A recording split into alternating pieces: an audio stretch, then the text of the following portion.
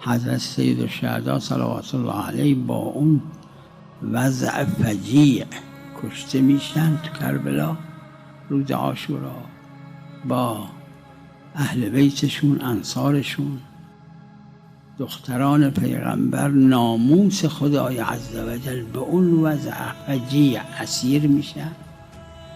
برای چی؟ برای اینکه این صدای عاشورا برسه به یه عده‌ای که تو راه هستن. یه راهب فلان جاست، کی تو کوفه است، کی تو راه تو مجلس یزید. این فجایع میشه برای اینکه این برسه. حالا رسوندن مطالب به دنیا چی میخواد؟ یک چیز میخواد و اون همت. الان هر یه دونه فرد، خصوصا جوانهای عزیز، تصمیم بگیره این خطبه حضرت زهرا رو به زبانهای مختلف میتونه به دنیا برسونه.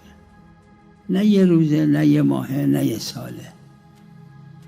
با این وسایل حدیثی که هست، این دستگاه هایی که تو دست اکثر مردم هست، با این ماهواره هایی که ممکنه،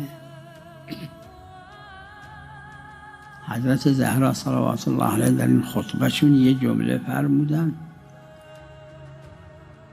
فرمودن ایها الناس اعلموا، بدونید، انی فاطمه و ابی محمد